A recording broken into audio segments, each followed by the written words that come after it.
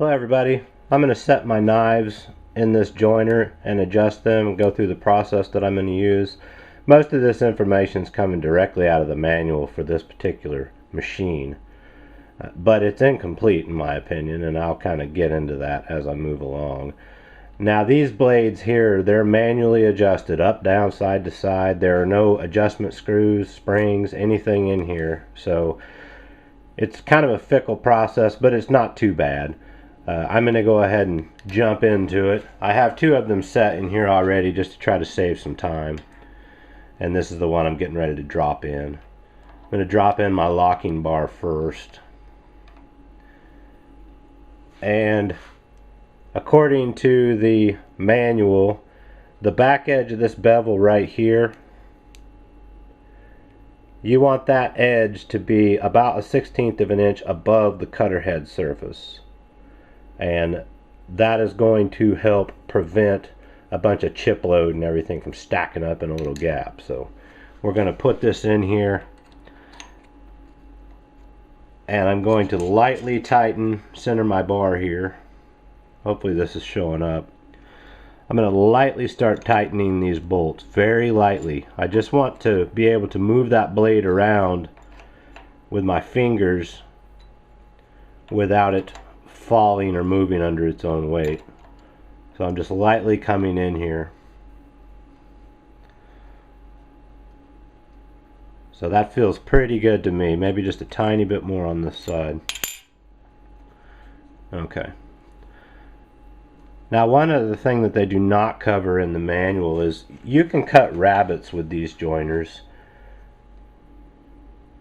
And if your blades are not all at the same distance out from the cutter head, to measure off and figure out to set your fence where you were going to cut a rabbet, you would need to find the one that stuck out the most. So one thing in my procedure I'm going to do here is line all the ends of these blades up so they match, and that should get me closer to where I could use any blade if I chose to do a rabbet with it. Most of the time you would use a router table or even a table saw, but I'm just pulling the blades up right now until I'm a little bit more than a 1/16 of an inch revealing here, and I'm also pushing them this way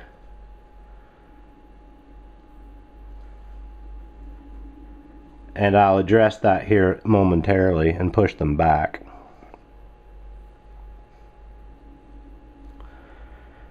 You know, this procedure may carry over to different jointers,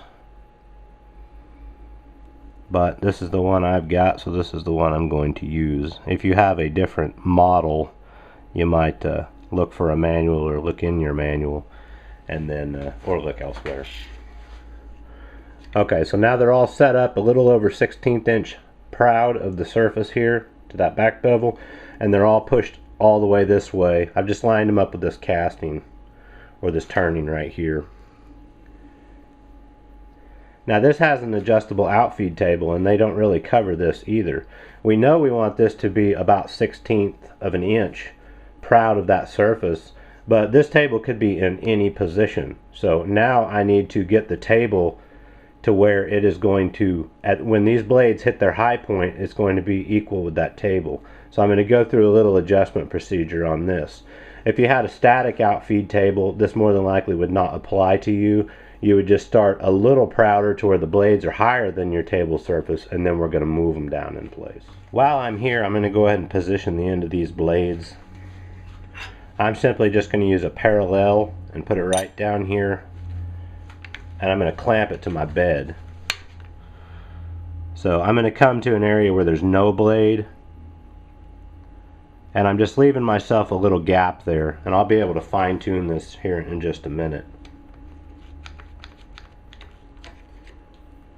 So now I have that parallel clamped on there. See, I can still move it, but I'm going to be holding it with my fingers. So I'm going to rotate my cutter head backwards. And I've not touched the blade. I'm going to move this over just a little bit more and hold it down. And now I'm going to slowly let that parallel push all these blades to the right.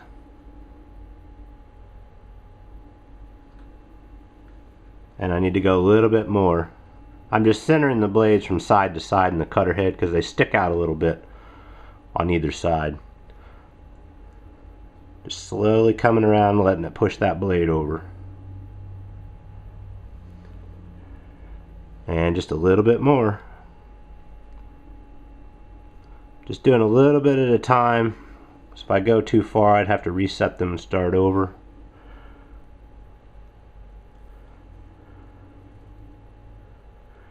You know, they don't, sorry about the camera there, they don't show anything like this in the manual. This is just what I developed on my own here.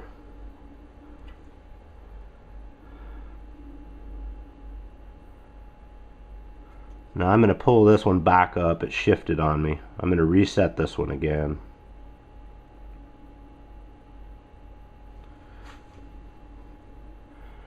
Just catch this one.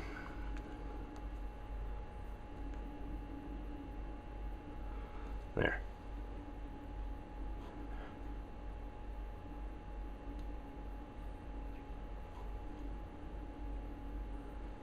Okay.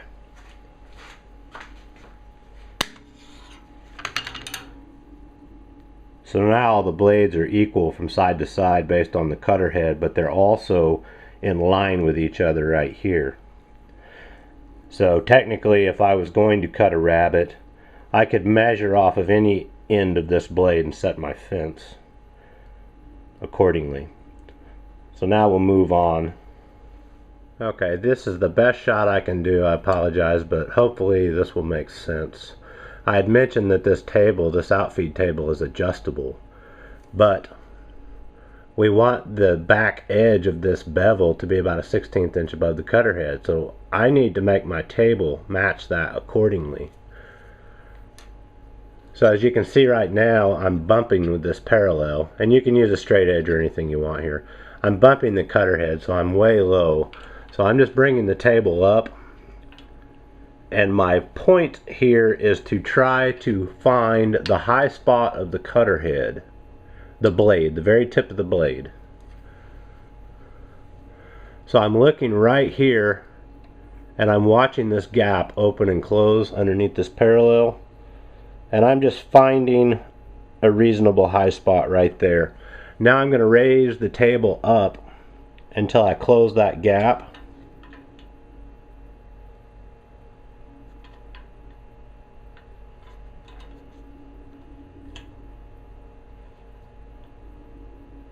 Okay, so now I've closed the gap on that parallel.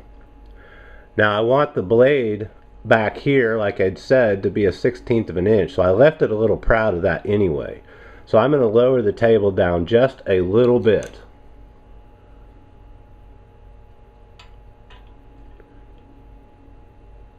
Just a little bit. Now I'm going to set these blades. And I'm going to start right here where I'm not on the blade, and I'm going to slowly back the blade up until I see that parallel lift. Now I'm pushing only down on the back surface here, and then I'll come up to the front and I'll just carefully set that blade down in there.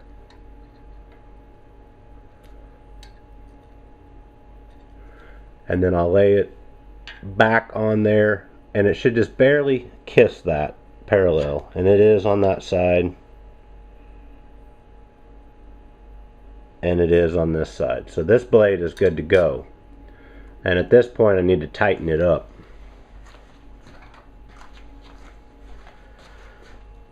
Now I'm just slowly going to tighten these up because I don't want anything to move. A little bit on each one. I'm just going to go back and forth until I get them reasonably snug.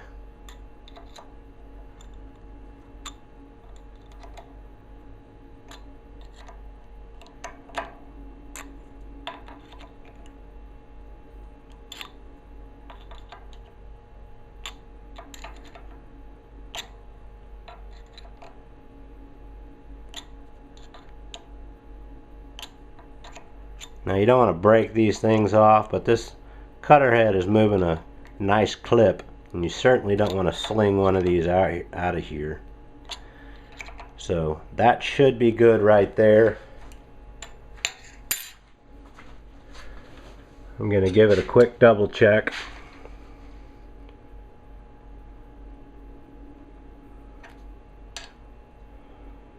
And I'm just barely kissing that. I'm looking right through here. You can't see how I'm looking at it. And I'm looking for light on the back side. And I'm closing that gap to where I see no light. So that's good. Now I'm just going to simply roll around to the next one and do the exact same thing. I'm going to slowly come in. You can see my parallel moving. Kind of finding my high spot there. Carefully pushing that blade in. A little bit on each side. You know, you can use magnets. There's other devices you can use for this. Some folks are using dial indicators. I'm just following what was covered in the manual. And now I'm going to rotate back and make sure. See, I moved just a little bit. I'm watching the parallel move. That means I was not at top dead center. So I'm raising it up.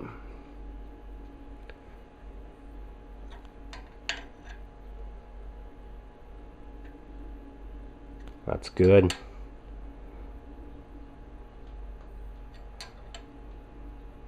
That's good. Now I'll lock this one in.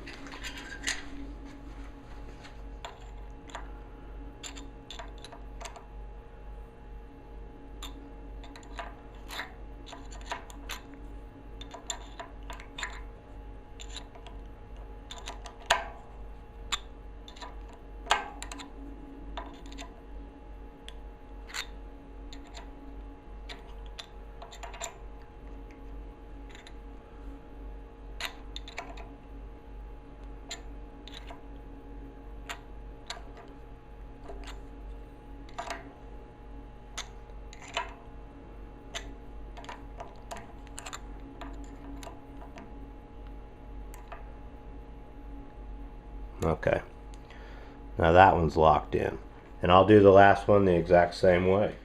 Alright, well, everything's been installed, double checked, triple checked, tightened up. It's about ready for a test run. So that's just some general information there on setting these joiner knives.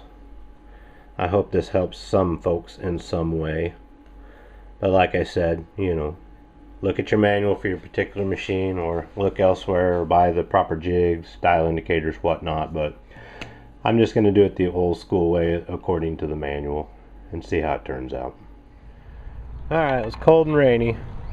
I'm going to test those blades out after I sharpened them. I'm going to run about a 32nd inch off this just to see how it performs. So here we go.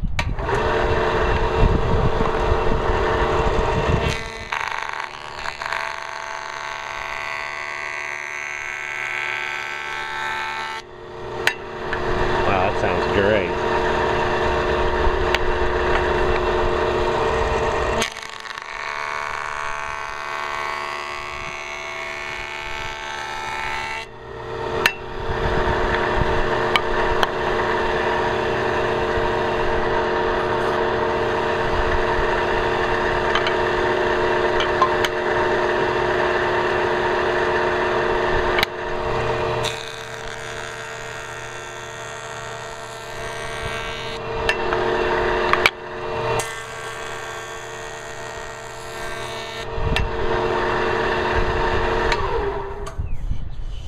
I'd say that is a huge success. Alright, I've tried to give you a quick shot of my test board here. This is just a piece of clear pine. It's super smooth, virtually no tear out. Same deal on the edge.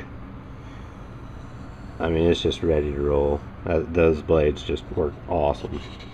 Well, hopefully you can tell by listening to the sound of those cutters slicing through that wood. It was super quiet. If you went back and looked at the first video where I tested them before I sharpened them, you can kind of hear and see how the machine was kind of struggling. There's a small sample of what came out of it. Very nice looking in my opinion. Well, I hope this helps in some way, guys. Thanks for watching and good luck.